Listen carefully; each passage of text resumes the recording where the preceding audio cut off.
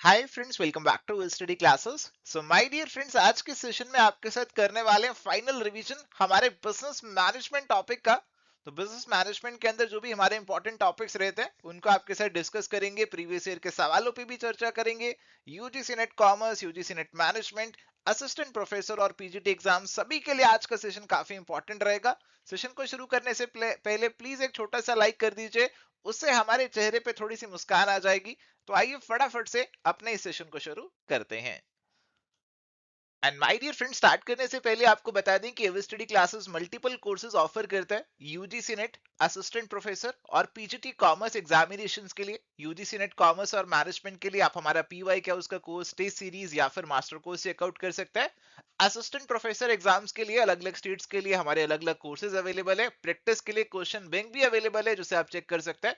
ऐसी PGT commerce exams के लिए भी हमारे अलग अलग कोर्सेज अवेलेबल है और एमसीक्यू क्वेश्चन बैंक भी आपकी प्रैक्टिस के लिए अवेलेबल है। सारी डिटेल्स आपको एबी स्टडी क्लासेस की वेबसाइट या फिर ऐप पे मिल जाएंगी।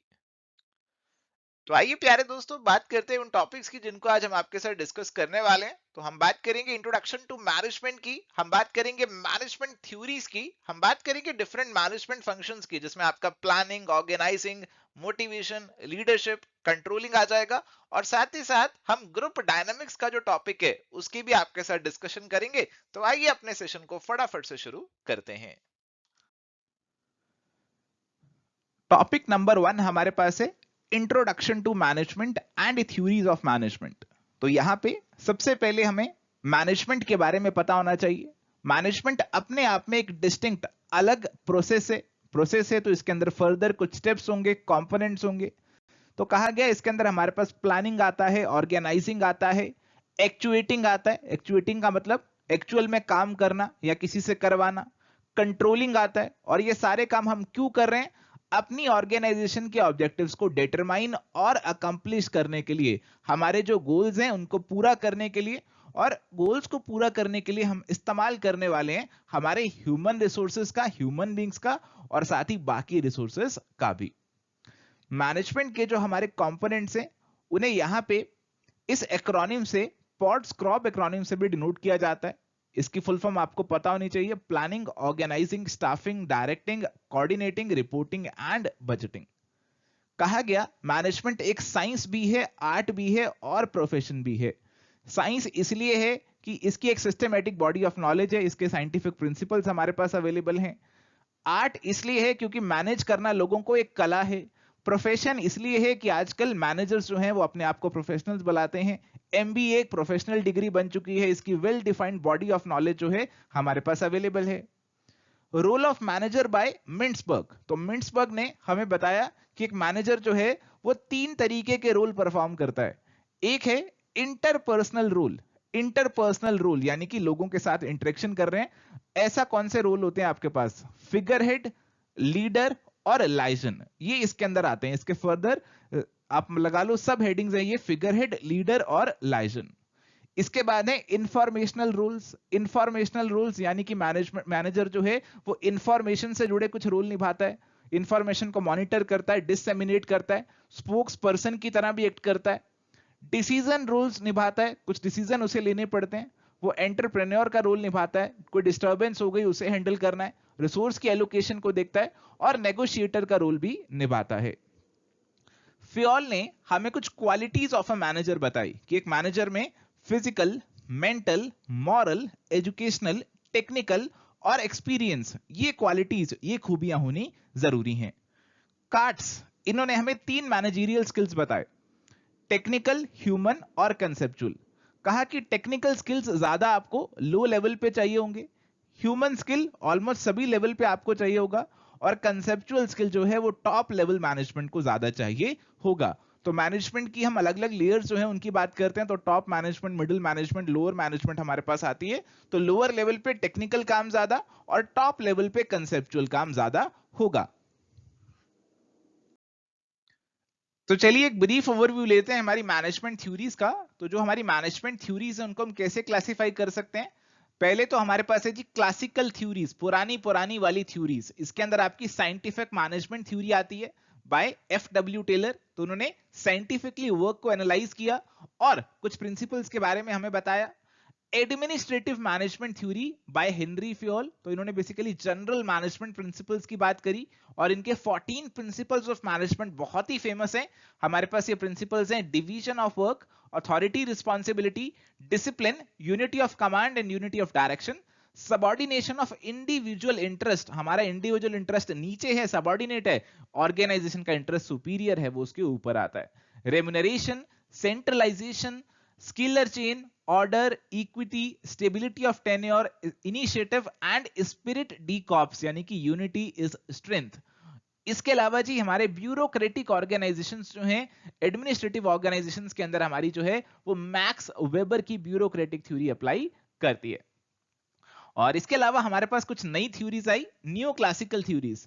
नियो क्लासिकल थ्योरी ने ना ह्यूमन एलिमेंट पे फोकस करना स्टार्ट किया, ह्यूमन रिलेशंस को देखना शुरू किया, और इस अप्रोच जो हमारी ये ह्यूमन रिलेशंस अप्रोच, इसके फादर माना जाता है एल्टन मायो को, जिन्होंने स्टडी किया था हमारे वेस्टर्न इलेक्ट्रिक का हॉथॉर्न प्लांट जो है वहां पे अपनी स्टडीज कंडक्ट की 1920s 30s के अंदर, और उसके बेसिस पे उन्होंने ह्यूमन एलिमेंट का इंपॉर्टेंस हमें समझाया।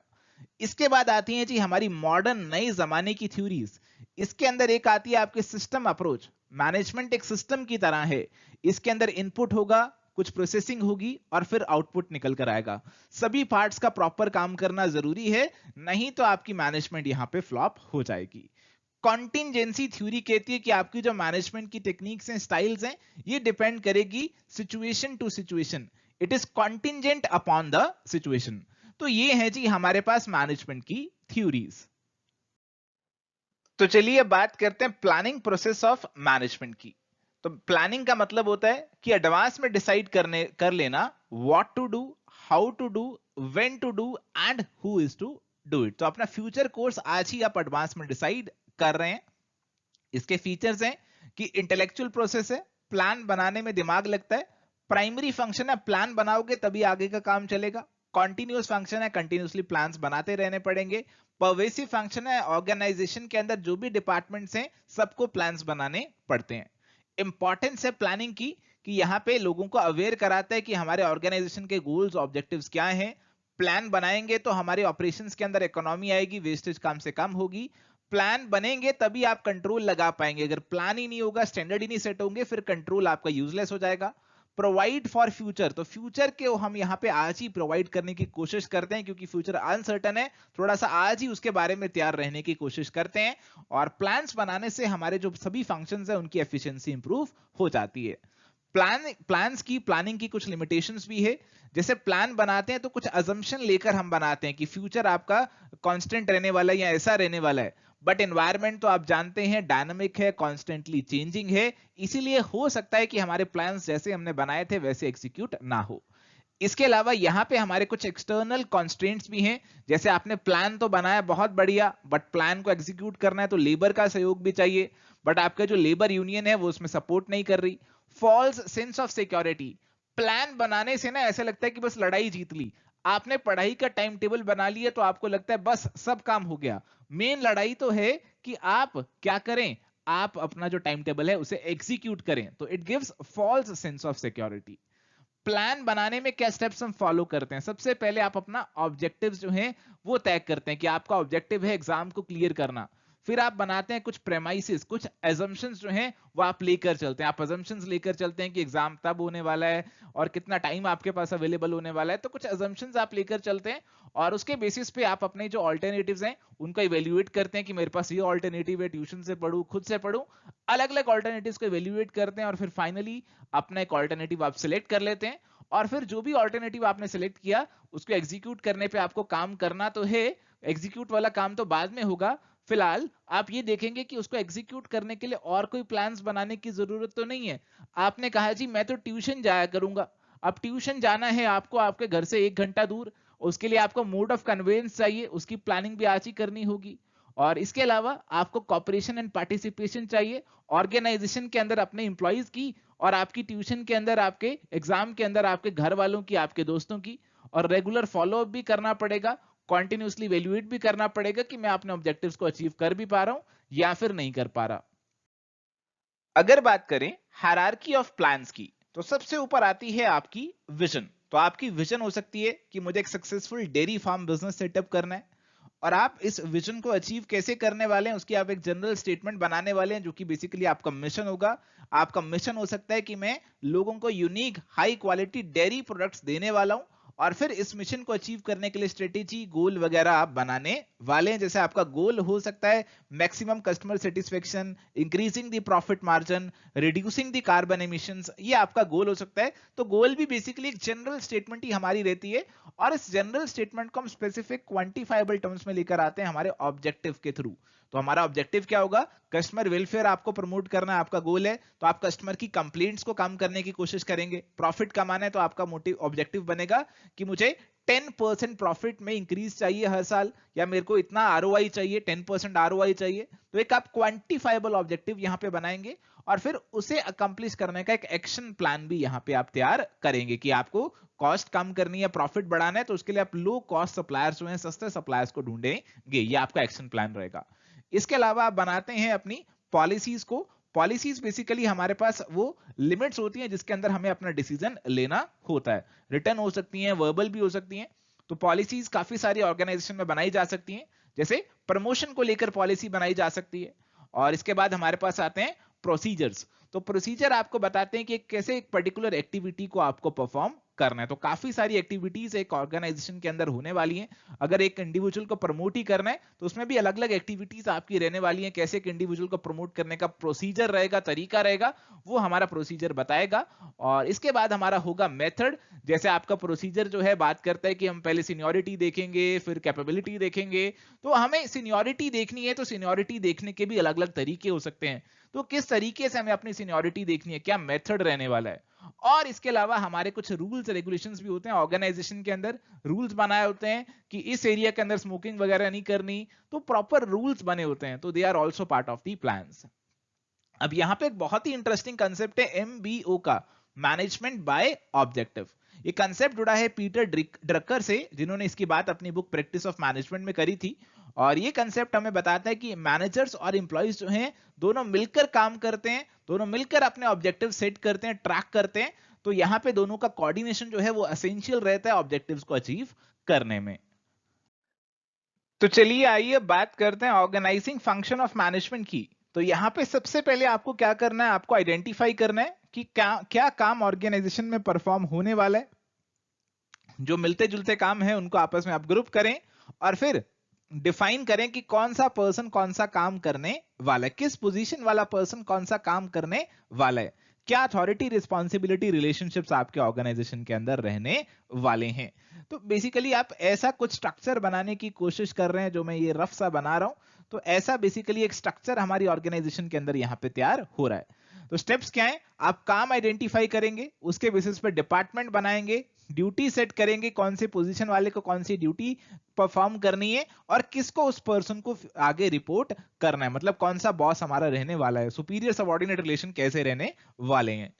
अब हमारे पास अलग अलग टाइप्स के ऑर्गेनाइजेशन स्ट्रक्चर होते हैं। सबसे सिंपलेस्ट तो हमारे पास है लाइन ऑर्गेनाइजेशन, बहुत ही आसान है। ये लाइन बन गई, एक दूसरे को रिपोर्टिंग, यहां पे सुपीरियर से सबऑर्डिनेट की रिपोर्टिंग चल रही है।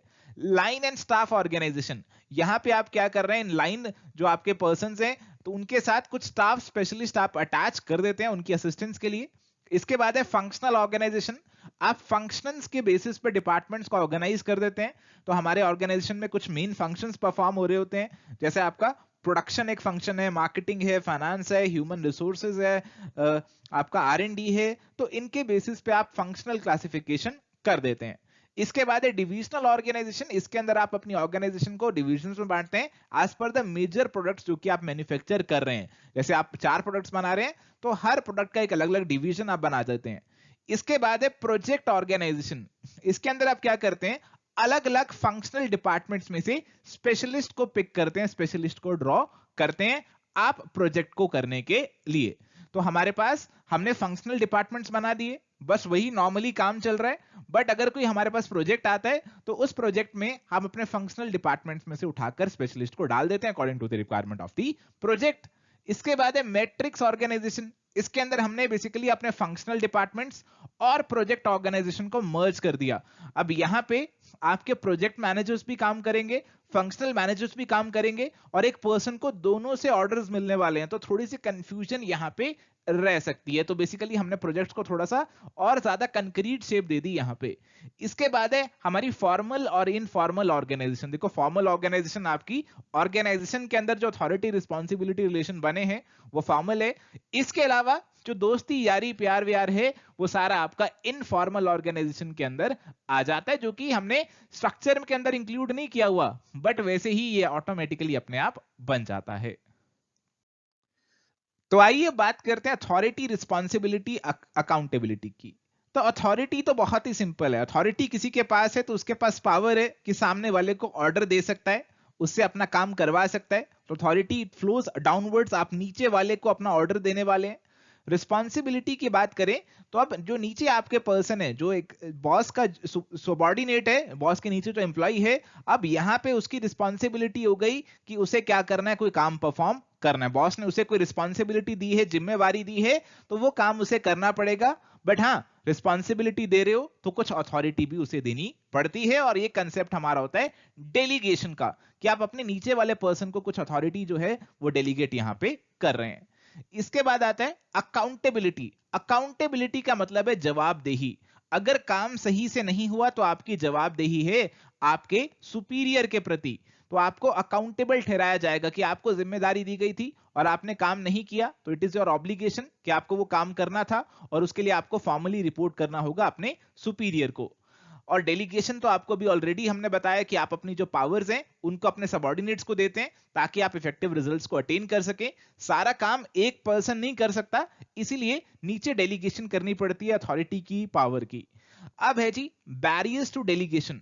अब डेलीगेशन में क्या बैरियर्स आ जाते हैं? एक पर्सन को पावर डेलीगेट करने में क्या दिक्कत हो सकती है? उसे लगता है कि भाई अगर मैंने डेलीगेट कर दी तो मेरी पावर लॉस हो जाएगी। अगर उस वो पर्सन ठीक से लोगों को डायरेक्ट नहीं कर सकता, डायरेक्शन नहीं दे सकता, तो फिर एक दिक्कत आ जाएगी। कई बार कुछ पर्सनल एटीट्यूड भी होते हैं, पर्सनली कोई पर्सन हमें नहीं अच्छा लगता, हमारी अपनी ईगो है, हम दूसरे वाले को पावर नहीं देना चाहते, तो दे ऑल्सो बिकम बैरियर्स। अब एक कंसेप्ट है सेंट्रलाइजेशन एंड डिसेंट्रलाइजेशन का। सेंट्रलाइजेशन का मतलब है कि सारी जो पावर है वो टॉप मैनेजमेंट ने अपने पास रखी हुई है। डिसेंट्रलाइजेशन का मतलब है कि पूरी ऑर्गेनाइजेशन के अंदर जो पावर है, अथॉरिटी है, वो अलग अलग लेवल्स में बांट दी गई है। तो आपको दो तरीके के ऑर्गेनाइजेशंस देखने को मिल सकते हैं, जहां पे छोटी छोटी चीज के लिए टॉप मैनेजमेंट के पास जाना पड़े, और एक डिसेंट्रलाइज स्ट्रक्चर है जहां पे बड़े बड़े काम भी नीचे वाले लोग खुद ही कर लेते हैं, और आपको इनका बैलेंस भी देखने को मिल सकता है। इसके बाद है span of control. Span of control का मतलब है कि एक पर्सन कितने लोगों को मैनेज कर सकता है, कितने लोगों को कंट्रोल कर सकता है। तो कौन से फैक्टर्स हमारे स्पैन ऑफ कंट्रोल को इफेक्ट करने वाले हैं? तो हमारे मैनेजर की क्वालिफिकेशन, उसकी क्वालिटीज, काम का नेचर, कैसा काम है, कम्युनिकेशन टेक्नोलॉजी टूल्स का इस्तेमाल कर सकते हैं तो ज्यादा लोगों को आप मैनेज कर लेंगे। ऑर्गेनाइजेशन की फाइनेंशियल पोजीशन कैसी है, clarity of plans and responsibilities, अगर क्लैरिटी है तो आपको ज्यादा दिक्कत नहीं होने वाली। Time available for subordinates, time है तो ज्यादा लोगों को मैनेज कर सकते हो। तो ये आपके फैक्टर स्पैन ऑफ कंट्रोल को इफेक्ट करने वाले हैं। तो चलिए आइए बात करते हैं मोटिवेशन की। तो मोटिवेशन का क्या मतलब है? मोटिवेशन का मतलब है कि हम अपने इंप्लॉइज को स्टिमुलेट कर रहे हैं, इंस्पायर कर रहे हैं, इंड्यूस कर रहे हैं कि अपना बेस्ट परफॉर्म करें ताकि हम अपनी ऑर्गेनाइजेशन के गोल्स को अचीव कर लें। मोटिवेशन के फीचर्स हमारे पास क्या हैं? एक साइकोलॉजिकल कंसेप्ट है, लोगों की साइकोलॉजी पर डिपेंड करता है, इनर साइकोलॉजी पर डिपेंड करता है। इसके बाद एक कॉन्टिन्यूस प्रोसेस से आपका मोटिवेशन, आपको कॉन्टिन्यूसली लोगों को मोटिवेट करना होता है। एक कॉम्प्लेक्स फेनोमेनन है, बहुत कॉम्प्लेक्स फैक्टर्स इसके अंदर, बहुत सारे फैक्टर्स इसके अंदर रोल प्ले करते हैं, आसान नहीं होता मोटिवेट करना। पॉजिटिव और नेगेटिव, मोटिवेशन पॉजिटिव भी हो सकता है, नेगेटिव भी आपका हो सकता है, कि दोनों तरीके का मोटिवेशन आपको देखने को मिल सकता है। कई बार आप लोगों को रिवॉर्ड देके मोटिवेट करते हैं और कई बार डंडा दिखा के भी मोटिवेट करते हैं। अगर प्रोसेस ऑफ मोटिवेशन की बात करें तो सबसे पहले तो आपकी कोई अनसेटिस्फाइड नीड होने वाली है, और उस नीड की वजह से आपको टेंशन होगी, और वो टेंशन आपको ड्राइव करेगी कि आपको उस नीड को फुलफिल करना है। तो उसको फुलफिल करने के लिए आप रेलिवेंट बिहेवियर जो है परफॉर्म करेंगे, नीड को फुलफिल करके आपकी टेंशन को आप कम करेंगे। तो ये आपका बेसिकली एग्जाम की टेंशन की तरह ही है। आपकी एग्जाम की जो आपकी रिक्वायरमेंट है कि आपको अपना गोल अचीव करना है, तो वो आपको टेंशन दे रही है, और आप एग्जाम की तैयारी करके उस अपनी टेंशन को कम करने की कोशिश करते हैं। अगर बात करें इंपॉर्टेंस ऑफ मोटिवेशन की, तो मोटिवेशन जो है हमारे एम्प्लॉइज के नेगेटिव एटीट्यूड को पॉजिटिव में बदल सकती है, उनकी एफिशिएंसी लेवल को बढ़ा सकती है, हमारे गोल्स को अचीव करने में हमारी मदद करेगी, एक अच्छा वर्क क्लाइमेट बना देगी, और अगर कोई चेंज लेकर आना है ऑर्गेनाइजेशन में उसको भी लेकर आ सकते हैं, और हमारे एम्प्लॉय टर्नओवर को, लेबर टर्नओवर को हम कम कर सकते हैं। मोटिवेशन की थ्योरीज को दो में बांटा जा सकता है। एक हमारे पास है content theories. Content theories focus करती हैं व्हाट मोटिवेट्स पीपल, कौन सी चीजें लोगों को मोटिवेट करती हैं, और प्रोसेस थ्योरीज बात करती हैं कि कैसे लोगों को मोटिवेट किया जा सकता है। तो कंटेंट थ्योरीज में हमारे पास ये थ्योरीज आती हैं, जैसे आपकी Maslow hierarchy theory of needs है। तो बेसिकली आपको एक हायरार्की देती है कि सबसे पहले हमारी फिजियोलॉजिकल नीड्स हमें मोटिवेट करती हैं। इसके अंदर बेसिकली आपका रोटी और कपड़ा, फूड और क्लोथिंग आ जाता है। सबसे पहले हमें ये चाहिए। फिर आती है हमारी सेफ्टी नीड्स। सेफ्टी नीड्स के अंदर हमारे पास आता है हमें जॉब सिक्योरिटी चाहिए, और साथ ही हम कोशिश करते हैं कि अपने आप को पर्सनली, अपनी फैमिली को भी सिक्योर रख सके। इसके बाद आती है सोशल नीड्स, यानी कि आपकी फ्रेंडशिप वाली रिक्वायरमेंट। इसके बाद आती है आपकी सेल्फ एस्टीम नीड्स, कि आपकी सोसाइटी में एक प्रेस्टीज हो, एक अच्छी इमेज हो। और फिर आती है आपकी सेल्फ एक्चुअलाइजेशन वाली नीड, की जो भी आप काम कर रहे हैं उसमें एकदम से परफेक्ट हो जाएं, उसमें एकदम टॉप लेवल पे आप पहुंच जाएं। इसके बाद है एल्डर फेरर ईआरजी थ्योरी। तो यहां पे ये तीन एलिमेंट्स की बात करती है। एग्जिस्टेंस यानी कि सबसे पहले लोगों को अपनी एग्जिस्टेंस नीड्स पूरी करनी है, जो कि जिंदा रहने के लिए चाहिए, तो बेसिक आपकी जो नेसेसिटीज हैं लाइफ की। इसके बाद है रिलेटेडनेस का मतलब है कि रिलेशनशिप्स हमारे, ये भी लोगों को मोटिवेट करते हैं, फ्रेंडशिप, सोशल रिलेशनशिप्स। और इसके बाद जी से हमारा है ग्रोथ, कि ग्रोथ भी लोगों को मोटिवेट करती है। Self development, personal growth, advancement जो है, ये सब चीजें इसके अंदर आती हैं। इसके बाद है जी हर्सबर्ग टू फैक्टर थ्योरी। तो हर्सबर्ग ने दो फैक्टर्स का जिक्र किया, एक हमारे पास है मोटिवेटर्स और एक हमारे पास है हाइजीन फैक्टर्स। तो मोटिवेटर्स हमारे पास कौन से हैं? मोटिवेटर्स ये हैं कि अगर आपके ये प्रेजेंट होंगे तो लोगों को जॉब सेटिस्फेक्शन जो है वो मिलने वाली है। अगर ये नहीं होंगे तो इसका मतलब ये नहीं है कि लोगों को जॉब डिससेटिस्फेक्शन हो जाएगी। तो मोटिवेटर्स में आपके पास achievement, recognition, responsibility, personal growth, ये सारे आ जाएंगे। और हाइजीन फैक्टर्स आपके पास ये हैं जो कि आपकी सेटिस्फेक्शन को प्रमोट नहीं करते, बट आपकी डिससेटिस्फेक्शन को कम करते हैं। तो इसके अंदर बेसिकली आपकी जो वर्किंग कंडीशंस हैं, आपकी पॉलिसीज, रूल्स हैं, तो ये सारी चीजें जो हैं, बेसिक चीजें आपकी आ जाती हैं। तो चलिए अब बात करते हैं मैक्लेलैंड्स थ्योरी ऑफ नीड्स की। तो मैक्लेलैंड्स थ्योरी ऑफ नीड्स आपकी कहती है कि तीन ह्यूमन मोटिवेटर्स हमारे पास होते हैं। कौन कौन से? पहला है नीड फॉर पावर, कि लोगों को पावर चाहिए और ये इनको मोटिवेट करती है मेहनत करने के लिए। एफिलिएशन, लोगों को ग्रुप का पार्ट बनना है, ग्रुप के साथ एफिलिएट होना है। और नीड फॉर अचीवमेंट, लोगों को अचीव करना है, अपने गोल्स पूरे करने हैं, और ये भी लोगों को मोटिवेट करता है। अब यहां पे हमारे पास कुछ थ्योरीज आती हैं, जैसे थ्योरी एक्स हमारे पास आती है। ये आपको कहती है कि एम्प्लॉइज तो इनहेरेंटली लेजी हैं, उनको आपको खुद डंडा दिखा के मोटिवेट करना पड़ेगा। थ्योरी वाई आपको कहती है कि एम्प्लॉइज आपके एम्बिशियस है, सेल्फ मोटिवेटेड है, खुद से मोटिवेटेड है, और खुद से अच्छा काम करना चाहते हैं। तो ये थ्योरीज डगलस मैकग्रेगर ने आपको दी थी, तो ये भी मोटिवेशन से आपकी जुड़ी हुई है। और इसके अलावा यहाँ पे एक थ्योरी जेड भी है, जो कि विलियम आउची ने हमें प्रोवाइड की है। तो इन्होंने बेसिकली अमेरिकन ऑर्गेनाइजेशंस और जापानीज ऑर्गेनाइजेशंस को मिलाकर अपनी जो थ्योरी है यहाँ पे प्रोवाइड करी है। इसके बाद हमारे पास आती है कुछ प्रोसेस थ्योरीज ऑफ मोटिवेशन, जैसे कि एडम्स इक्विटी थ्योरी। ये आपको कहती है लोग मोटिवेटेड तब रहते हैं अगर उन्हें लगता है कि उन्होंने जो एफर्ट डाला उसके बदले उन्हें इक्विटेबल रिवॉर्ड जो है यहाँ पे मिल गया। अगर उन्हें लगता है कि मैंने भी उतनी मेहनत करी, सामने वाले ने भी उतनी मेहनत करी, उसे ज्यादा रिवॉर्ड मिल गया, मुझे कम मिला, तो फिर लोग डिमोटिवेट हो सकते हैं, अपनी परफॉर्मेंस को वो कम फ्यूचर में कर लेंगे। इसके बाद है जी व्रूम्स एक्सपेक्टेंसी मॉडल। तो व्रूम्स एक्सपेक्टेंसी मॉडल एक मोटिवेशन का फॉर्मूला हमें यहाँ पे प्रोवाइड करता है। कहता है कि motivation is equal to expectancy into instrumentality into reward. तो एक्सपेक्टेंसी का मतलब है कि आप पहले ये देखते हैं कि क्या मैं मेहनत कर सकता हूं। इंस्ट्रूमेंटेलिटी का मतलब है मेहनत करूंगा तो क्या रिवॉर्ड मिल सकता है। और रिवॉर्ड का मतलब है कि क्या जो रिवॉर्ड आपको मिलेगा वो आपके लिए कोई अहमियत रखता है या नहीं रखता। तो ये चीजें हमारे मोटिवेशन को डिनोट करती हैं। इसके बाद हमारे पास एक पॉटर लॉलर मॉडल है, जो कि बेसिकली व्रूम्स एक्सपेक्टेंसी थ्योरी को बहुत ज्यादा इंप्रूव करने की कोशिश करता है, और हमारे सेटिस्फेक्शन और परफॉर्मेंस के बीच का जो यहाँ पे रिलेशनशिप है उसको एक बहुत कॉम्प्रिहेंसिव तरीके से एक्सप्लेन करने की कोशिश ये करता है। इसके बाद आपकी है री इन्फोर्समेंट थ्योरी ऑफ मोटिवेशन। ये आपको कहती है कि इंडिविजुअल का जो बिहेवियर है it is function of its consequences, हमारी री पे डिपेंड करेगा कि कैसा बिहेवियर होने वाला है। री आपकी पॉजिटिव भी हो सकती है, नेगेटिव भी हो सकती है, पनिशमेंट भी हो सकती है और एक्सटेंशन भी हो सकती है। इसके बाद है जी गोल सेटिंग थ्योरी। तो गोल सेटिंग थ्योरी आपको कहती है कि स्पेसिफिक चैलेंजिंग गोल्स आप सेट करें और इन गोल्स के प्रति हमारे एम्प्लॉइज जो हैं वो कमिटेड हो या ना हो, ये बेसिकली हमारी मोटिवेशन को जो है डिटरमाइन करेगा। अगर गोल्स चैलेंजिंग होंगे, एम्प्लॉइज कमिटेड होंगे इन गोल्स को अचीव करने के लिए, तो फिर मोटिवेशन लेवल हाई रहेगा। तो चलिए बात करते हैं लीडरशिप की। तो लीडरशिप का मतलब होता है कि अपने फॉलोअर्स को इन्फ्लुएंस करना, उनसे जो बात आप कहना चाहते हैं, उनको जिस पाथ पे आप चलाना चाहते हैं उन पे चलाना, उनको गाइडेंस देना, डायरेक्शन देना, उनको लीडरशिप देना। फीचर्स लीडरशिप के ये हैं कि लीडर तभी है जब आपके फॉलोअर्स हैं, बिना फॉलोअर्स के कोई लीडर नहीं होता। इंटरपर्सनल प्रोसेस है, मतलब यहां पे एक से ज्यादा लोग इन्वॉल्व रहते हैं। और कॉमनैलिटी ऑफ इंटरेस्ट है, लीडर और फॉलोअर का इंटरेस्ट में कहीं ना कहीं कॉमनैलिटी होगी, तभी हमारे फॉलोअर लीडर को फॉलो करने वाले हैं। एक ग्रुप प्रोसेस है, एक पर्सन का काम नहीं है। Process of influence and stimulation है, कॉन्टिन्यूस प्रोसेस है, लोगों को कंटिन्यूसली गाइडेंस देनी है, कंटिन्यूसली उनको डायरेक्शन आपको देनी है।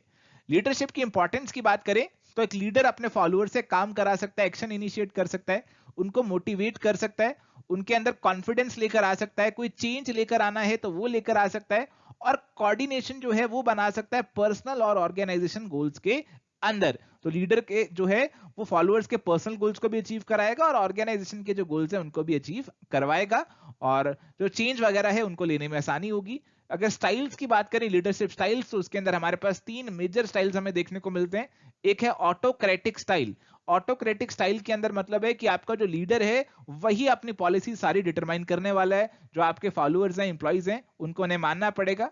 डेमोक्रेटिक के अंदर आपके जो फॉलोअर्स हैं, जो ग्रुप है, वो डिसाइड करता है पॉलिसी, और लीडर जो है केवल यहाँ पे उनको डायरेक्शन देने को, उनको स्टिमुलेट करने का काम करता है। तो मेन रोल यहाँ पे लोग प्ले कर रहे हैं, आपके ग्रुप प्ले कर रहे हैं। लेजस फेरे के अंदर आपके ग्रुप को ही कंप्लीट फ्रीडम दे दिया, तो लीडर के पास कोई पावर नहीं है, ग्रुप को ही फ्रीडम आपने सारा दे दिया, जैसे वो काम करना चाहते हैं वैसे वो कर रहे हैं।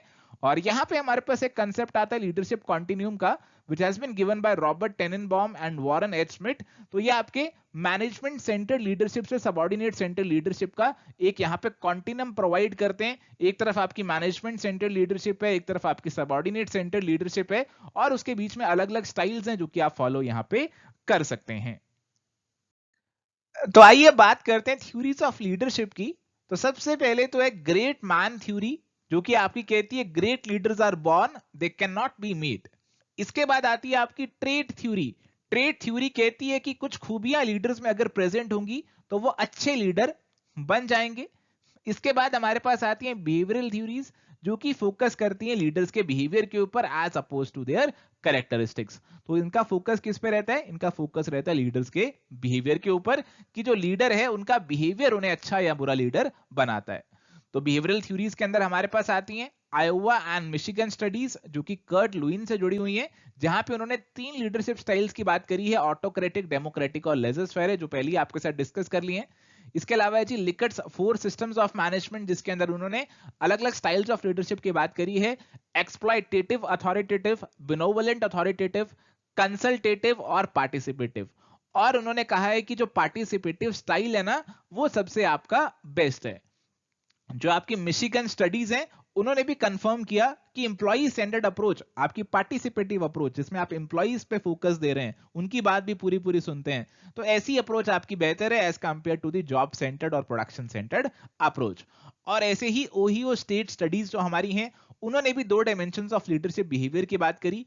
इनिशिएटिंग स्ट्रक्चर, बेसिकली आपका जॉब सेंटर्ड लीडर बिहेवियर है, और कंसीडरेशन, ये बेसिकली आपका कंसीडरेशन है टुवर्ड्स दी एम्प्लॉइज। तो इन्होंने भी यही कहा कि आपका जो एम्प्लॉय सेंटर्ड बिहेवियर है वो ज्यादा बेहतर है। और इसके बाद हमारे पास आया managerial grid leadership by Blake and Mouton. तो इन्होंने भी हमें बताया कि हमारे पास जो है ग्रिड हम बना सकते हैं, एक ऐसी ग्रिड हम यहाँ पे बना सकते हैं, और उसके अंदर अलग अलग लीडरशिप स्टाइल जो है प्लॉट कर सकते हैं। तो उन्होंने हमें डिफरेंट लीडरशिप स्टाइल्स की बात करी। It would depend on concern for people and concern for production. तो यहाँ पे आप कंसर्न फॉर पीपल लेते हैं, यहाँ पे आप अपना कंसर्न फॉर प्रोडक्शन लेते हैं। तो अगर तो आपका दोनों के प्रति कम कंसर्न है, दिस इज इम्पावरिस्ट मैनेजमेंट। अगर आपका प्रोडक्शन के प्रति ज्यादा कंसर्न है तो ये आपकी है ऑटोक्रेटिक। अगर आपका लोगों के प्रति ज्यादा, इट इज कंट्री क्लब। अगर आपका दोनों के प्रति 50-50 है, it is middle of the road. दोनों के प्रति पूरा पूरा कंसर्न है 9:9, ये आपकी सबसे बेस्ट है, तो ये आपका है टीम मैनेजमेंट अप्रोच। ये आपकी मोस्ट डिजायरेबल यहां पे मानी गई है। तो चलिए आइए बात करते हैं कंट्रोलिंग की। तो कंट्रोलिंग का मतलब है कि आप चेक करें कि जो प्लान आपने बनाए थे उनके अकॉर्डिंग काम हुआ भी या फिर नहीं हुआ। अब बात करें अगर इंपॉर्टेंस ऑफ कंट्रोलिंग की, तो कंट्रोलिंग की इंपॉर्टेंस हमारे पास ये है कि अगर कंट्रोल लगे होंगे तो गोल्स अकम्प्लिश होंगे। हमने जो प्लान बनाए थे, स्टैंडर्ड बनाए थे, उनकी एक्यूरेसी देख सकते हैं, रिसोर्सेज को एफिशिएंटली यूज कर सकते हैं, एम्प्लॉइज की मोटिवेशन कर सकते हैं, ऑर्डर और डिसिप्लिन जो है ऑर्गेनाइजेशन के अंदर इंश्योर कर सकते हैं। अगर बात करें स्कोप की कि कंट्रोलिंग का स्कोप क्या है, किन किन चीजों पे कंट्रोल हम लगाते हैं, अपनी पॉलिसीज पे, ऑर्गेनाइजेशन पे, पर्सनल पे, वेजेस और सैलरीज पे, खर्चों पे, मेथड्स पे, कैपिटल एक्सपेंडिचर पे, प्रोडक्शन पे, R&D, इन सब पे कंट्रोल हम यहां पे लगाते हैं। देखो जो प्लानिंग और कंट्रोलिंग है ना, कहा गया कि बैकवर्ड लुकिंग भी है, फॉरवर्ड लुकिंग भी है। देखो नॉर्मली हम क्या कहते हैं कि प्लानिंग फॉरवर्ड लुकिंग है, फ्यूचर के लिए प्लान्स बना रहे हैं। कंट्रोलिंग बैकवर्ड लुकिंग है कि हम चेक कर रहे हैं कि जो प्लान्स बनाए थे और उसके अकॉर्डिंग काम हुआ या फिर नहीं हुआ, हम अपना पिछला देख रहे हैं। बट कहा गया कि ऐसा नहीं है, प्लानिंग के अंदर यहां पे एक बैकवर्ड लुकिंग का एलिमेंट भी है। प्लानिंग बैकवर्ड लुकिंग कैसे है कि जो प्लान आप बना रहे हो वो अपने पास्ट एक्सपीरियंस को देखकर बना रहे हो। और कंट्रोलिंग फॉरवर्ड लुकिंग क्यों है, क्योंकि कंट्रोल हम इसीलिए लगा रहे हैं ताकि अपनी फ्यूचर की परफॉर्मेंस को इंप्रूव कर सकें। अगर कंट्रोलिंग की प्रोसेस की बात करें तो सबसे पहले तो आपको स्टैंडर्ड सेट करने पड़ेंगे, फिर आप अपनी एक्चुअल परफॉर्मेंस को मापेंगे, एक्चुअल परफॉर्मेंस को स्टैंडर्ड के साथ कंपेयर करेंगे, जो उन दोनों में डेविएशन है उसको एनालाइज करेंगे और फिर अपना करेक्टिव एक्शन ले लेंगे। अब एक बहुत ही यूजफुल टेक्निक यहां पे है मैनेजमेंट बाय एक्सेप्शन की। तो ये टेक्निक कहती है कि अगर छुटपुट डेविएशंस हैं, छुटपुट यहां पे अगर कुछ मिसमैचेस निकल कर आए तो उसके लिए टॉप मैनेजमेंट को तंग मत करो, मैनेजमेंट को तंग मत करो। अगर सिग्निफिकेंट डेविएशन देखने को मिली है, 10, 15, 20% की डेविएशन देखने को मिली है, तो फिर मैनेजमेंट को आप बताओ। आधा 1% के लिए मैनेजमेंट को तंग मत करो। कंट्रोलिंग की हमारे पास कुछ ट्रेडिशनल टेक्निक्स हैं, कुछ मॉडर्न टेक्निक्स हैं, ये क्लासिफिकेशन हमारे पास है। तो याद रखना होगा कि कौन सी ट्रेडिशनल है, कौन सी मॉडर्न है। तो ट्रेडिशनल पुराने जमाने वाली personal observation, statistical reports, break even analysis और बजटरी कंट्रोल। मॉडर्न टेक्निक्स है नए जमाने वाली return on investment, ratio analysis, responsibility accounting, management audit, PERT and CPM, management information system. Controlling के लिमिटेशंस की बात करें तो यहां पे कुछ हमें दिक्कतें भी फेस करनी पड़ती हैं। जैसे कंट्रोलिंग में हमें क्या करना होता है, अपने जो स्टैंडर्ड्स हैं उसके अगेंस्ट अपनी परफॉर्मेंस को चेक करना है। तो स्टैंडर्ड सेट करना एक बहुत डिफिकल्ट सेट टास्क होता है, और यहाँ पे जो कंट्रोल आपको लगाना है वो एंड में लगाना है। तो अगर एंड तक आपकी सिचुएशन चेंज हो गई, कुछ एक्सटर्नल फैक्टर्स ऐसे आ गए, तो आप अपना कंट्रोल नहीं लगा पाएंगे। आपके इंप्लॉइज रेजिस्ट करेंगे, मना करेंगे कि हमारे पे कंट्रोल ना लगाए जाए। और कंट्रोल करना एक कॉस्टली अफेयर भी है। कंट्रोल करने के लिए प्लान्स बनाओ, स्टैंडर्ड बनाओ, फिर बाद में आपकी डेविएशंस देखो, मिसमैचेस देखो, तो काफी खर्चा, काफी लोग भी इसके अंदर इन्वॉल्व रहते हैं, उनका टाइम लगता है। तो it is a costly and time consuming affair. चलिए आइए तो अब बात करते हैं ग्रुप डायनामिक्स की। तो ग्रुप डायनामिक्स हमारे पास वो स्टडी है उन फोर्सेस की जो कि हमारे एक ग्रुप को यहां पे अफेक्ट करते हैं। ग्रुप के फीचर्स क्या होते हैं, देखो जी, ग्रुप में दो या दो से ज्यादा लोग होने वाले हैं, कलेक्टिव आइडेंटिटी उनकी होने वाली है, आपस में इंटरेक्ट करेंगे, कॉमन कोई पर्पस होने वाला है उस ग्रुप का। ग्रुप हमारे पास दो तरीके के हो सकते हैं। एक तो फॉर्मल ग्रुप आपके होंगे। फॉर्मल ग्रुप आपके जो हैं वो ऑर्गेनाइजेशन के अंदर बनाए गए हैं, फॉर्मली बनाए गए हैं, या आपके कमांड ग्रुप हो सकते हैं। तो जैसे हमारा जो कमांडर है वो एक है, मिलिट्री के अंदर आपको ऐसे ग्रुप देखने को मिल सकते हैं। टास्क ग्रुप कोई पर्टिकुलर टास्क को पूरा करने के लिए, प्रोजेक्ट ग्रुप कोई पर्टिकुलर प्रोजेक्ट को पूरा करने के लिए, और कई बार कुछ इश्यूज पे कमेटी भी बना दी जाती हैं। इनफॉर्मल ग्रुप्स हमारे फ्रेंडशिप ग्रुप्स, दोस्ती वाले ग्रुप, कॉमन इंटरेस्ट वाले ग्रुप्स, रेफरेंस ग्रुप्स हमारे हो सकते हैं। लोग इनफॉर्मल ग्रुप्स को क्यों ज्वाइन करते हैं? ज्वाइन करते हैं अपनी सेफ्टी और सिक्योरिटी नीड्स को पूरा करने के लिए। लगता है कि ग्रुप में रहेंगे तो ज्यादा सेफ, ज्यादा सिक्योर रहेंगे। रिलेटेडनेस नीड, लोगों की नीड है कि भाई आपस में सोशल रिलेशन मेंटेन करें, इसे पूरा करते हैं। एस्टीम नीड्स, ग्रुप में किसी ने अच्छा काम किया उसकी सब वाहवाही करते हैं, उसका यहाँ पे मान बढ़ता है, उसका एस्टीम यहाँ पे एस्टीम नीड्स यहाँ पे पूरी हो जाती हैं। पावर एंड आइडेंटिटी, ग्रुप में रहकर आपको आइडेंटिटी मिलती है, आप पावरफुल हो जाते हैं उस ग्रुप का पार्ट बन के। इनफॉर्मल ग्रुप्स की इंपॉर्टेंस क्या रहती है? मैनेजर की एबिलिटीज में जहां पे कमी पड़ती है, इनफॉर्मल ग्रुप का लीडर वहां से पूरा कर देता है। वर्क प्रॉब्लम्स को आसानी से सॉल्व कर सकते हैं, कोऑर्डिनेशन बेहतर कर सकते हैं, कई बार फास्ट कम्युनिकेशन करना है तो इससे हो सकता है। मैनेजर के ऊपर एक रिस्ट्रेंट रहेगा कि वो अपनी पावर का गलत इस्तेमाल नहीं करेगा, रिलेशन अच्छे बने रहेंगे। फ्यूचर एग्जीक्यूटिव्स यहां से डेवलप आपके हो सकते हैं, इनफॉर्मल ग्रुप से निकल कर आ सकते हैं। बट इनफॉर्मल ग्रुप्स कुछ प्रॉब्लम्स भी क्रिएट करते हैं, जैसे लोग चेंज को रेजिस्ट करते हैं, रोल में कंफ्लिक्ट आ जाता है, हमारा इनफॉर्मल ग्रुप हमें ऐसे करने को कहता है, फॉर्मल ऐसे करने को कहता है, कंफ्लिक्ट हो गया। र्यूमर फैलती हैं, अफवाहें फैलती हैं इससे, और यहाँ पे कई बार कंफर्मिटी प्रेशर आ जाते हैं कि हमें अपने इनफॉर्मल ग्रुप को कंफर्म करना है, उसकी बातों को मानना है, तो कई बार हमें फॉर्मल वाले को छोड़ना पड़ता है। कई बार इनफॉर्मल लीडर्स का नेगेटिव एटीट्यूड बन जाता है, वो हमेशा अगेंस्ट की बात करने लग जाते हैं, फिर दिक्कत हो जाती है। स्टेजेस ऑफ ग्रुप फॉर्मेशन की अगर बात करें, बहुत इंपॉर्टेंट है स्टेजेस ऑफ ग्रुप फॉर्मेशन। सबसे पहली स्टेज आपके पास है फॉर्मिंग, ग्रुप आपका फॉर्म होता है। फिर हमारे पास है स्टॉर्मिंग।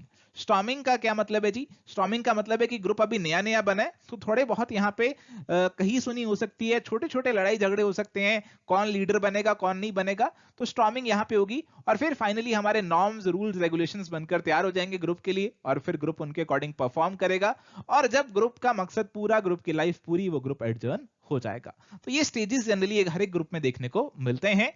अब ग्रुप फॉर्मेशन से जुड़ी कुछ थ्योरीज भी है हमारी, जैसे प्रोपिनक्यूटी थ्योरी, ये प्रॉक्सिमिटी थ्योरी है, जब लोग आप आसपास होते हैं तो उनका ग्रुप ऑटोमेटिकली बन जाता है। ह्यूमन थ्योरी जो कि इंटरेक्शन थ्योरी है, लोग इंटरेक्ट करते हैं एक दूसरे से तो ग्रुप बनता है। बैलेंस थ्योरी, बैलेंस मेंटेन करने की बात करती है कि ग्रुप में लोग अपने एटीट्यूड और वैल्यू के बीच में बैलेंस मेंटेन करने की कोशिश करते हैं। और ये दोनों जो हमारी पिछली थ्योरीज है, इन दोनों को भी अपने एम्बिट में लेती है, इन दोनों की भी इंपॉर्टेंस की बात करती है। एक्सचेंज थ्योरी ये कहती है कि भाई लोग जो है ना, कॉस्ट बेनिफिट एनालिसिस करते हैं कि ग्रुप का पार्ट बनूंगा तो मेरे ऊपर कुछ जिम्मेदारियां भी आएंगी, ग्रुप्स के नॉर्म को भी पूरा करना पड़ेगा, मुझे जाना भी पड़ेगा सबसे मिलना, तो ये मेरी कॉस्ट हो गई। कुछ फायदे भी होंगे, ग्रुप का पार्ट बन के मेरी नीड्स पूरी हो जाएंगी। तो अगर आपको लगता है फायदे ज्यादा है नुकसान कम, तो आप ज्वाइन कर लेंगे उस ग्रुप को। एक इंटरेस्टिंग सा कंसेप्ट है ग्रुप कोहेसिवनेस का। ये डिनोट करता है degree of attachment of the members to their group, कि कितने अटैच्ड हैं मेंबर्स एक ग्रुप से। तो अगर काफी ज्यादा अटैच्ड है मेंबर्स एक ग्रुप से, तो हम कहेंगे वो ग्रुप बहुत ही कोहेसिव है। एक कंसेप्ट है सोशल लॉफिंग या फिर रिंगलमैन इफेक्ट का। ये कंसेप्ट कहते हैं कि जब लोग ग्रुप का पार्ट बन जाते हैं ना, तो वो अपना एफर्ट कम कर देते हैं। अगर इंडिविजुअली आप कोई काम कर रहे हो तो एफर्ट ज्यादा डालोगे, बट एक ग्रुप का पार्ट बन गए तो फिर आप अपना एफर्ट जो है वो यहाँ पे कम कर देते हो। So this is referred to as social loafing और रिंगलमैन इफेक्ट। चलिए तो प्यारे दोस्तों, यहाँ पे हमने अपने टॉपिक्स तो डिस्कस कर लिए, बट अभी डिस्कशन बाकी है प्रीवियस ईयर क्वेश्चंस के ऊपर। तो अभी कुछ प्रीवियस ईयर के सवाल आपके साथ डिस्कस करेंगे, और आप कोशिश करिएगा कि आप अपने जो आंसर्स हैं वो पहले देने की कोशिश करें। तो आइए फटाफट से अपने सवालों की ओर बढ़ते हैं। चलिए तो यहाँ पे सवाल हमारे पास है, the principles of management have the following distinct features. तो मैनेजमेंट जो है उसके प्रिंसिपल्स जो हैं उनके कौन से डिस्टिंक्ट फीचर्स हैं वो आपको पहचानने हैं। Flexibility, universal application, principles are relative not absolute, based on situation. तो प्यारे दोस्तों, हमारी जो मैनेजमेंट के प्रिंसिपल्स हैं, आप जानते हैं कि मैनेजमेंट एक आर्ट भी है एक साइंस भी है, और इसके जो प्रिंसिपल्स हैं उसके अंदर हमें वो रिजिडिटी देखने को नहीं मिलती है। इसके अंदर फ्लेक्सिबिलिटी रहती है, प्रिंसिपल्स आपके रिलेटिव होते हैं, सिचुएशन पे डिपेंडेंट होते हैं, हाँ इनकी यूनिवर्सल एप्लीकेशन भी होती है। तो इसीलिए यहाँ पे हमारे पास जो करेक्ट आंसर बनेगा that is going to be option number 4, A B C and D. तो इस सवाल में हमारे पास दो स्टेटमेंट गिवन है। स्टेटमेंट नंबर 1 है, delegation is an interpersonal transaction based on behaviour analysis. तो my dear friends, study of interpersonal transactions based on behaviour analysis ये होती है हमारे पास ट्रांजैक्शनल एनालिसिस, डेलीगेशन से स्पेसिफिकली नहीं जुड़ी हुई है। तो इसीलिए स्टेटमेंट नंबर 1 जो है ये मेरे को सही नहीं लग रही है। स्टेटमेंट नंबर 2 पढ़ते हैं। Delegation is an evolutionary and development process which needs encouragement and reinforcement. देखो, डेलीगेशन को बोला गया कि एवोल्यूशनरी या डेवलपमेंटल प्रोसेस है। डेलीगेशन के अंदर आपके जो सुपीरियर हैं सबऑर्डिनेट को कुछ अथॉरिटी देने वाले हैं, डेलीगेट करने वाले हैं। तो अगर ये अच्छा काम करके दिखाएंगे तो इनको encourage किया जाएगा, reinforcement मिलेगी और ज्यादा अथॉरिटी इनको फ्यूचर में दी जाएगी। तो सेकेंड स्टेटमेंट आपकी सही है। फर्स्ट स्टेटमेंट सही नहीं लग रही है, स्पेसिफिकली ट्रांजैक्शनल एनालिसिस से जुड़ी हुई है, डेलीगेशन से नहीं जुड़ी हुई, और इसीलिए जो करेक्ट आंसर बनेगा that is going to be option number 4।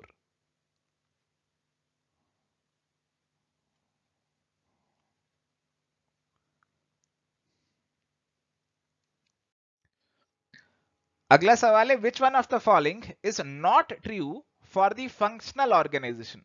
तो हमारी फंक्शनल ऑर्गेनाइजेशन के अंदर आप जो डिफरेंट फंक्शंस हैं उनके बेसिस पे क्लासिफिकेशन करते हैं, उनके बेसिस पे आप ऑर्गेनाइजेशन स्ट्रक्चर को तैयार करते हैं।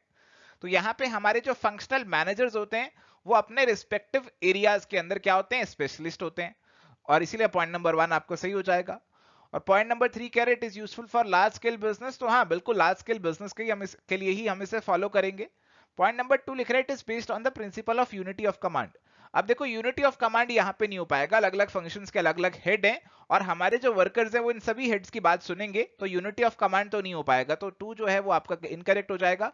और यूनिटी ऑफ कमांड नहीं होता इसीलिए आपका डिसिप्लिन भी लूज हो सकता है, तो पॉइंट नंबर 4 तो आपका सही है। So correct answer is going to be option number 2। अगला सवाल है जी functions of lower management are. तो लोअर मैनेजमेंट के फंक्शंस आपको यहां पे बताने हैं। Executing plans in accordance with the policies and directives of the top management, maintaining discipline among the workers, selecting suitable operative and supervisory personnel, providing training to the workers, maintaining good human relations। तो आपको lower management के जो functions हैं वो यहाँ पे पहचानने हैं। तो देखो लोअर मैनेजमेंट क्या काम करने वाली है, लोअर मैनेजमेंट डायरेक्टली आपके वर्कर से जुड़ी होगी, तो उनका जो डिसिप्लिन है उसकी जिम्मेदारी होगी, उनकी ट्रेनिंग की जिम्मेदारी इसके पास होने वाली है। तो बी और डी तो इसके अंदर आने ही वाला है, और बी और डी वैसे हमें ऑप्शन नंबर 3 में ही देखने को मिल रहा है। जो पॉइंट नंबर 1 है टॉप मैनेजमेंट की पॉलिसीज और डायरेक्टिव्स को एग्जीक्यूट करना, ये मिडिल मैनेजमेंट का काम होने वाला है, ठीक है जी। और यहाँ पे हमारे पास और जो चीजें थी, अच्छे ह्यूमन रिलेशन मेंटेन करना, ये तो सभी को करने पड़ेंगे, लोअर लेवल को भी करने ही पड़ेंगे, तो जनरल सी बात है। Selecting suitable operative and supervisory personal, तो ये काम हमारा मिडिल मैनेजमेंट की डोमेन में ही आता है, तो B D and E this is going to be the correct answer for this particular question. तो यहाँ पे हमें 2 स्टेटमेंट्स दे रखी हैं। स्टेटमेंट नंबर 1 हमारे पास है policies are guides to action rather than to thinking. तो बोल रहे कि जो पॉलिसीज होती है ये आपके एक्शन को गाइड करती हैं और थिंकिंग को नहीं करती, तो एक्शन को गाइड करती हैं ऐसा यहाँ पे बोला जा रहा है। और सेकंड स्टेटमेंट है policies define an area within which a decision is to be made. तो प्यारे दोस्तों अगर हम बात करते हैं पॉलिसी की, तो हमारी ऑर्गेनाइजेशन में भी बहुत सारी पॉलिसीज बनाई जाती हैं। जैसे हमारे पास एक प्रमोशन पॉलिसी ऑर्गेनाइजेशन में बनाई जाती है कि किस तरीके से लोगों को प्रमोट किया जाएगा। तो यहाँ पे अगर आपको प्रमोशन को लेकर कोई डिसीजन लेना है तो उसको लेकर आपको ये पॉलिसी को रेफर करना पड़ेगा। It will define the area, जिस एरिया को कंसीडर करके आपको वो डिसीजन लेना है। तो सेकंड स्टेटमेंट तो सही है। फर्स्ट स्टेटमेंट कह रही है कि थिंकिंग में मदद नहीं करता, केवल एक्शन में करता है। ये थोड़ी सी गलत हो जाती है, क्योंकि जो आपकी पॉलिसीज है वो आपको सोचने में भी मदद करेगी, थिंकिंग में भी मदद करेगी, कि जो भी आप सोचेंगे इस पॉलिसी को ध्यान में रखेंगे। आपको सोचना है कि किसकी प्रमोशन करनी है, तो इस पॉलिसी को सोच के ही आप वो यहाँ पे जो अपना डिसीजन है अल्टीमेटली लेने वाला है। तो सोचेंगे भी और एक्शन भी लेंगे, और दोनों में पॉलिसीज को कहीं ना कहीं ध्यान में रखना चाहिए। और स्टेटमेंट नंबर 1 इसीलिए थोड़ी सी गलत हो जाती है। तो करेक्ट आंसर जो प्यारे दोस्तों हमारे पास बचता है that is going to be option number 2। Statement 1 is incorrect but statement number 2 is correct. Statement number 2 is correct, तो ऑप्शन नंबर 4 जो है that is going to be the correct answer for this particular question. चलिए, तो यहाँ पे हमारे पास सवाल है which one of the following is not true for authority. तो अथॉरिटी के रिस्पेक्ट में कौन सी स्टेटमेंट यहाँ पे ट्रू नहीं है, कौन सी स्टेटमेंट यहाँ पे सच्ची नहीं है, आपको ये आइडेंटिफाई करना है। It is the legitimate right of a superior to command and compel his subordinates to perform a certain act. तो बिल्कुल आपकी अथॉरिटी, आपके पास एक हक आ जाता है कि आप अपने सबऑर्डिनेट्स को कुछ कमांड देंगे और उनसे कुछ काम करवा सकते हैं। It is mostly well defined, conspicuous and finite. तो बिल्कुल आपकी अथॉरिटी होती है प्रॉपरली डिफाइंड रहती है, उस पर कुछ लिमिट होती है। इट इज फाइनाइट, आप उसे समझ सकते हैं कि हाँ यही केवल उनकी अथॉरिटी है और इसके बाद उनकी अथॉरिटी नहीं है। तो ये चीज भी हमारी सही है। इट कैन बी डेलीगेटेड, तो डेलीगेटेड भी हो जाती है अथॉरिटी, डेलीगेशन ऑफ अथॉरिटी बिल्कुल हम पढ़ते हैं. It serves as a basis of both formal and informal organisation. तो प्यारे दोस्तों, authority is the basis of only formal organisation and not informal organisation. और इसीलिए the correct answer is going to be option number 4. इसकी वजह से हमारा जो करेक्ट आंसर है, it would become option number 4. सवाल है, which one of the following is not an advantage of the line organization. तो लाइन ऑर्गेनाइजेशन हमारे पास एक सीधी सीधी ऑर्गेनाइजेशन है जिसके अंदर आपका जो अथॉरिटी है ऊपर से नीचे फ्लो करता है, और इसके अंदर आपका कौन सा फायदा नहीं है ये आपसे पूछ रहे हैं. It ensures excellent discipline, it fixes the responsibility for the performance of task, it is suitable for big organization, it is not expensive. तो प्यारे दोस्तों, यहाँ पे एक्सीलेंट डिसिप्लिन मेंटेन कर सकते हैं, रिस्पॉन्सिबिलिटी फिक्स कर सकते हैं, और एक्सपेंसिव भी इतना नहीं है. सीधा सीधा आपका लाइन ऑर्गेनाइजेशन चार्ट बन जाएगा. बट यहाँ पे बड़ी ऑर्गेनाइजेशंस के लिए आप इसे फॉलो नहीं कर सकते, ये केवल छोटी ऑर्गेनाइजेशंस के लिए सूटेबल रहता है. तो ऑप्शन नंबर 3 यहाँ पे हमारा आंसर बनेगा कि it is not an advantage of line organisation because it is not suitable for big organisations. चलिए, तो यहाँ पे सवाल है, which of the following are the distinct features of the principles of management. हमारे जो मैनेजमेंट के प्रिंसिपल्स हैं उनमें फ्लेक्सिबिलिटी रहती है, यूनिवर्सल एप्लीकेशन रहता है. Principles are absolute not relative, ये गलत है क्योंकि प्रिंसिपल्स हमारे एब्सोल्यूट नहीं होते हैं, वो रिलेटिव होते हैं. सिचुएशन टू सिचुएशन आप उसे लगा सकते हैं, वेरी कर सकते हैं. तो they are based on the situation, ये चीज सही है. And they are derived out of the experiences of the manager, तो ये चीज भी सही है. तो करेक्ट आंसर यहाँ पे बनेगा जी option number 4, A B D and E only. तो बहुत ही सीधा, बहुत ही आसान सवाल है. चलिए, तो हमारे पास यहाँ पे सवाल है, according to Henri Fayol which of the following are the principles of management. तो बहुत ही सीधा सवाल है, डायरेक्ट सवाल है. डिसिप्लिन बिल्कुल एक प्रिंसिपल है. डिसेंट्रलाइजेशन प्रिंसिपल नहीं है, सेंट्रलाइजेशन है, तो इसे फिलहाल स्किप करते हैं. यूनिटी ऑफ कमांड है जी, इक्विटी है, इनस्टेबिलिटी ऑफ टेन्योर नहीं है, स्टेबिलिटी ऑफ टेन्योर है. ठीक है, तो ए सी और ई जो है वो आने चाहिए, और इसीलिए ए सी और डी सॉरी आने चाहिए, और इसीलिए मेरे पास जो करेक्ट आंसर यहाँ पे बनेगा that is going to be option number 1. B भी एक्सक्लूड हो जाएगा क्योंकि सेंट्रलाइजेशन है, यहाँ पे डिसेंट्रलाइजेशन लिख दिया, और ऑप्शन भी हमारा यहाँ पे कोई मैच नहीं कर रहा है, इसलिए बी को भी एक्सक्लूड कर दिया, और आंसर ऑप्शन नंबर 1 यहाँ पे बन गया. चलिए, यहाँ पे हमारे पास है लिस्ट 1 और लिस्ट 2. लिस्ट 1 में हमारे पास है कुछ मैनेजमेंट के स्टाइल, और लिस्ट 2 में हमारे पास है जी कुछ अप्रोचेस. तो इनको हमें यहाँ पे मैच करना है. तो यहाँ पे जो ये आपको मैनेजमेंट के स्टाइल्स दिख रहे हैं ना, तो ये ब्लेक एंड मॉर्टन ने एक मैनेजरियल ग्रिड हमें दिया था. एक मैनेजरियल ग्रिड इन्होंने ऐसे बना के दिया था, और इसके अंदर हम एक तरफ रखते थे कंसर्न फॉर प्रोडक्शन को, और एक तरफ रखते थे कंसर्न फॉर पीपल को. उसके बेसिस पे इन्होंने ये हमें मैनेजरियल ग्रिड यहाँ पे तैयार करके दिया था. अब प्यारे दोस्तों, यहाँ पे हमारे पास जो है, इन्होंने पांच पांच कोऑर्डिनेट्स की बात करी थी, और ये जो 5 कोऑर्डिनेट्स थे इसके बेसिस पे ही ये सवाल आपको पूछा जा रहा है. अब इन 5 कोऑर्डिनेट्स में हमारे पास यहाँ पे जो चीजें चेक हो रही है उनको एक बार देख लेते हैं.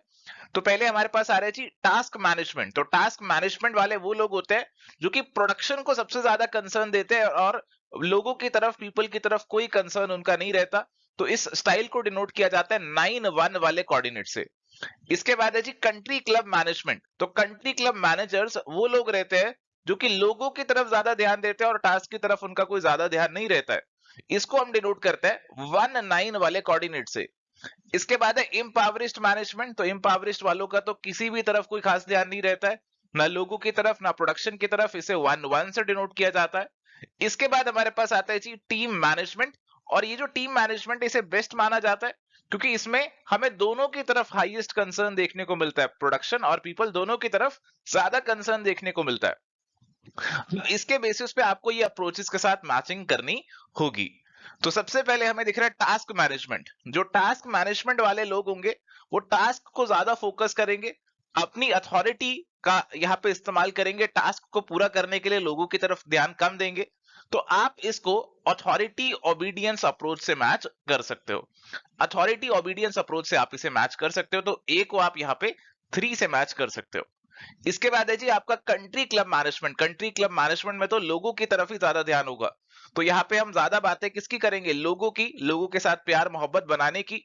तो ये आप जो मैच कर सकते हो ये 1 वाले से मैच कर सकते हो. इसके बाद है इम्पावरिस्ट मैनेजमेंट. इम्पावरिस्ट मैनेजमेंट में तो किसी भी तरफ ध्यान नहीं है, तो कुछ भी आप नहीं कर रहे.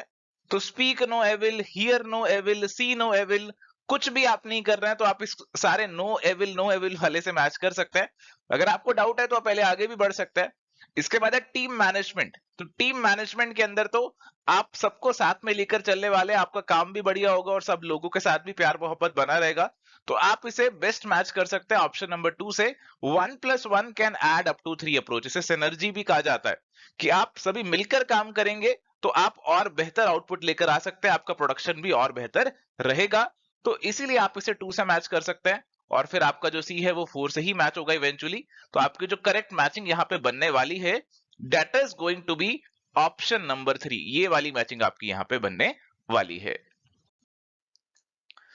चलिए सवाल है, arrange the following examples of human needs in the hierarchy of their increasing importance. तो ह्यूमन नीड्स के यहाँ पे जो एग्जांपल्स हैं, आपको यहाँ पे उनको इंक्रीजिंग इंपॉर्टेंस जो है उनकी हायरार्की में इंक्रीज करना, यानी कि जिनकी कम इंपॉर्टेंस है उनको पहले लगाओ, जिनकी ज्यादा इंपॉर्टेंस है आप उनको बाद में लगाओ। ठीक है, सबसे पहले आपको क्या चीज चाहिए होगी? Insurance for accident, recognition and respect, food and shelter, accomplishing distinction in the chosen area by maximizing potential, developing meaningful relation with the others। तो अगर आपने पकड़ लिया है ना, तो ये मैस्लो की जो थ्योरी है ना, उससे जुड़ा हुआ सीधा सीधा सवाल है। और मैस्लो कहते हैं सबसे पहले आपको रोटी कपड़ा मकान चाहिए, आपकी जो यहाँ पे फिजियोलॉजिकल नीड्स है उनको पूरा करना है, तो सबसे पहले तो आपका सी ही आना चाहिए। और इसके बाद आपकी सिक्योरिटी नीड्स है, तो यहाँ पे इंश्योरेंस आ सकती है, तो आप उसके बाद 2 को डाल सकते हैं। और इसके बाद आपकी सोशल नीड्स आएंगी कि आप लोगों के साथ मीनिंगफुल रिलेशन जो है आप वो डेवलप करें। इसके बाद आपको लोगों से रिकॉग्निशन रिस्पेक्ट मिले, आपकी स्टीम नीड्स, और फिर फाइनली आपकी सेल्फ एक्चुअलाइजेशन नीड्स कि आप अपने मैक्सिमम पोटेंशियल को अकम्प्लिश यहाँ पे कर ले। तो ये मैचिंग आपकी ना ऑप्शन नंबर 4 में बन रही है, तो ऑप्शन नंबर 4 आपका आंसर यहाँ पे बन जाएगा। सवाल है जी, which of the following is not an assumption under McGregor's theory Y. तो थ्योरी एक्स और थ्योरी वाई दो तरीके की थ्योरी है, और थ्योरी एक्स जो कहती है वो कहती है कि लोग कामचोर है, काम नहीं करना चाहते, उनसे जबरदस्ती काम कराना पड़ेगा। बट थ्योरी वाई कहती है कि लोग सेल्फ मोटिवेटेड होते हैं और खुद से काम करना चाहते हैं। तो यहाँ पे degree of commitment to objectives is in proportion to the size of the rewards associated with their achievement. तो लोग कितनी मेहनत करेंगे ये डिपेंड करता है कि कितना रिवॉर्ड उनको मिलेगा। Under the conditions of modern industrial life, the intellectual potentialities of the average human being are only partially utilised. तो एक ह्यूमन बीइंग बहुत कुछ अकम्प्लिश कर सकता है, बट हम उसे पूरा यूटिलाइज नहीं कर पा रहे हैं। Excessive control and threat of punishment are the only means for producing the effort towards the organizational objective। और आपको ये स्टेटमेंट पढ़ते ही पता लग जाएगा कि ये थ्योरी एक्स की नहीं है, थ्योरी वाई की है। थ्योरी एक्स आपको कहती है कि आपको कंट्रोल और पनिशमेंट देना पड़ेगा तभी आप लोगों से काम करा सकते हैं, तो ये आपका थ्योरी वाई का assumption नहीं बनेगा। बाकी पॉइंट नंबर 4 है, average human beings learn under proper conditions not only to accept responsibility but also to seek it. तो ये भी आपका थ्योरी वाई से रिलेट करता है। तो करेक्ट आंसर यहाँ पे आपका ऑप्शन नंबर 3 का बन जाएगा। चलिए, तो यहाँ पे सवाल है, arrange the following characteristics of stages of group development in the increasing order. Basically हमारी जो स्टेजेस ऑफ ग्रुप डेवलपमेंट है आपको उन्हें करेक्ट ऑर्डर में अरेंज करना है। तो यहाँ पे हमारे पास ये 5 स्टेजेस दे रखी हैं, और ये 5 स्टेजेस माय डियर फ्रेंड्स अगर आप इन्हें रीड करेंगे तो इवेंचुअली आपकी जो 5 स्टेजेस होती हैं ग्रुप की, कौन सी होती हैं? फॉर्मिंग, स्टॉर्मिंग, नॉर्मिंग, परफॉर्मिंग और एडजॉर्निंग, उससे मैच कर जाएंगी। सबसे पहला होता है ग्रुप की फॉर्मेशन। तब ग्रुप जब फॉर्म होता है तो उस समय जो मेंबर्स होते हैं वो ईगर होते हैं, एंग्शियस होते हैं, उनकी कुछ एक्सपेक्टेशंस होती है और वो उस ग्रुप का पार्ट बन जाते हैं। तो ये पहला वाला जो पॉइंट है फॉर्मिंग से जुड़ा हुआ, that is going to be under option number F, कि मेंबर मॉडरेटली ईगर होते हैं, कुछ एक्सपेक्टेशन होती है, एंग्शियस भी होते हैं और जानना चाहते हैं कि बाकी मेंबर्स कौन है जो कि इस ग्रुप का पार्ट बने हुए हैं। इसके बाद हमारे पास जो स्टेज आएगा वो आएगा स्टॉर्मिंग वाला। तो स्टॉर्मिंग के अंदर हमारे पास कुछ कन्फ्लिक्ट्स भी हो जाते हैं, और इसीलिए यहाँ पे हमें जो नेक्स्ट पॉइंट बनाने वाले हैं वो बनाने वाले हैं ऑप्शन नंबर डी वाला। तो स्टॉर्मिंग के अंदर कन्फ्लिक्ट्स भी अराइज हो जाते हैं क्योंकि जो मेंबर्स के ओपिनियन होते हैं वो डिफरेंट हो सकते हैं। इसके बाद आ गई जी नॉर्मिंग। अब कन्फ्लिक्ट्स वगैरह रिजॉल्व करने के बाद हम यहाँ पे बना लेते हैं कुछ ग्रुप के नॉर्म्स, तय कर लेते हैं कि किस मेंबर का क्या रोल रहने वाला है, इसका ग्रुप का पर्पस क्या रहने वाला है, ये सारी चीजों से रिलेटेड नॉर्म्स हम तैयार कर लेते हैं, और ये हमें देखने को मिल रहा है पॉइंट नंबर ए में। ठीक है जी, तो ये नॉर्मिंग हो गया। इसके बाद क्या होगा जी? इसके बाद ग्रुप परफॉर्म करेगा, अपना काम करेगा, जो भी उसका टास्क है उसे अचीव करेगा। तो मेंबर्स टास्क ओरिएंटेड रहते हैं और ग्रुप में यूनिटी रहती है। और लास्ट स्टेज होता है एडजर्निंग, कि ग्रुप का काम पूरा हो गया, अब ग्रुप को बंद करने का समय आ गया। जिन्होंने अच्छा काम किया उनको रिकॉग्नाइज भी किया जाएगा उनके पार्टिसिपेशन और अचीवमेंट के लिए। तो सबसे लास्ट में जो हमारे पास आएगा वो पॉइंट नंबर बी आएगा। और ये जो करेक्ट ऑर्डर है ये हमें देखने को मिल रहा है पॉइंट नंबर किस में देखने को मिल रहा है? पॉइंट नंबर 3 में देखने को मिल रहा है। So that is going to be the correct answer. चलिए, तो यहां पे हमारे पास एक सवाल, आपको कुछ स्टेप्स दे रखे हैं प्लानिंग में जो इन्वॉल्व होते हैं, आपको उनकी करेक्ट सीक्वेंस यहां पे पहचाननी है। इन स्टेप्स को आपको अरेंज करके बताना है।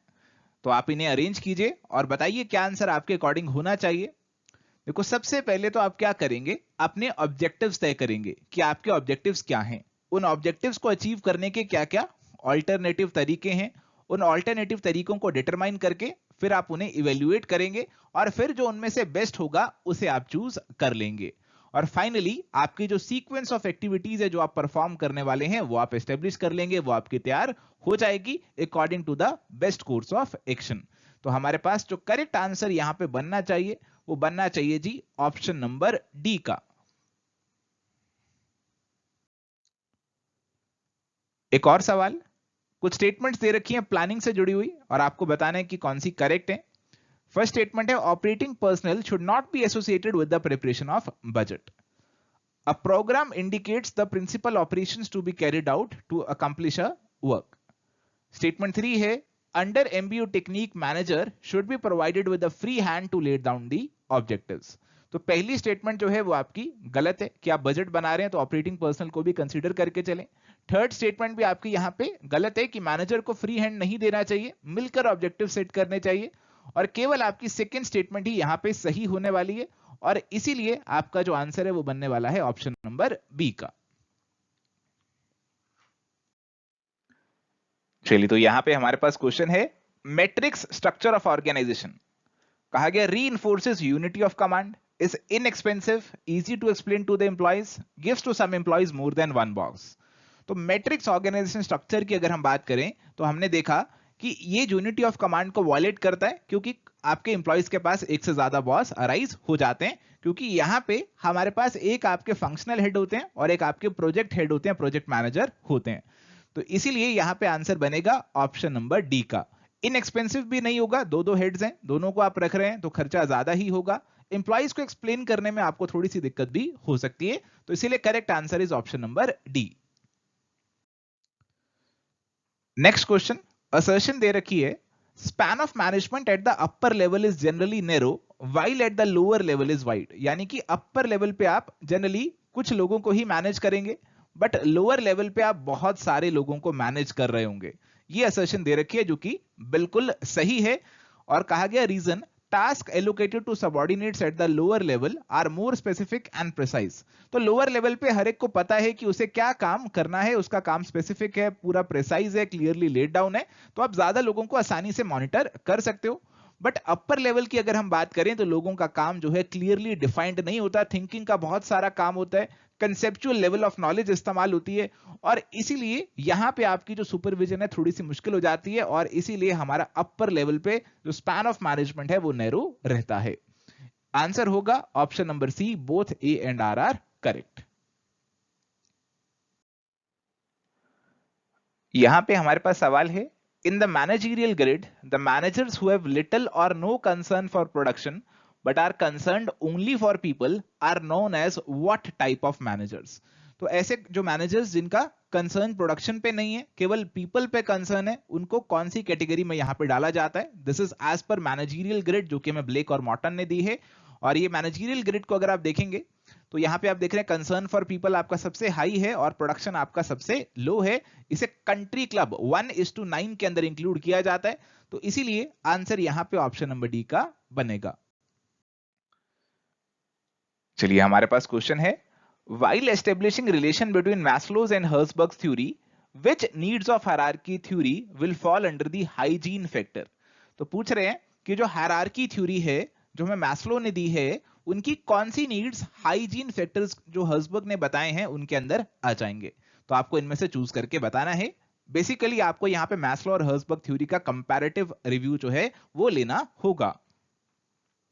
तो मैस्लो और हर्जबर्ग का अगर हम यहां पे कंपैरिजन करें तो हमारे पास जो हाइजीन फैक्टर्स हैं वो मेनली हमारे फिजियोलॉजिकल, सेफ्टी नीड्स और कुछ सोशल नीड्स से जुड़े हुए हैं। तो इसीलिए हम यहां पे आंसर मैच करने वाले हैं ऑप्शन नंबर सी का। ऑप्शन नंबर सी जो है वो हमारा आंसर बनेगा। जो हमारे मोटिवेटर्स हैं वो हमें सेल्फ एक्चुअलाइजेशन और एस्टीम नीड से जुड़े हुए यहां पे दिखते हैं। चलिए अगला सवाल है, लिस्ट 1 और लिस्ट 2 में आपको मोटिवेशन थ्योरीज और थ्योरिस्ट दे रखे हैं, आपको करनी है इनकी मैचिंग।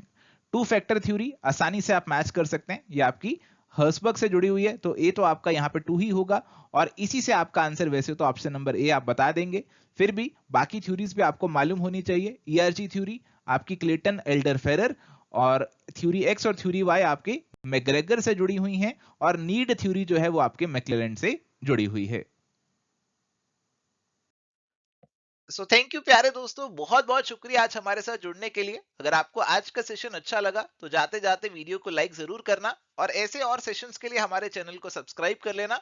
एवरस्टडी क्लासेस मल्टीपल कोर्सेज भी ऑफर करते हैं यूजीसी नेट, पीजीटी और असिस्टेंट प्रोफेसर एग्जाम्स के लिए। उसके लिए आप हमारी ऐप और वेबसाइट को जरूर चेकआउट करना। मिलते हैं जी नेक्स्ट सेशन में। Till then goodbye, take care, all the best.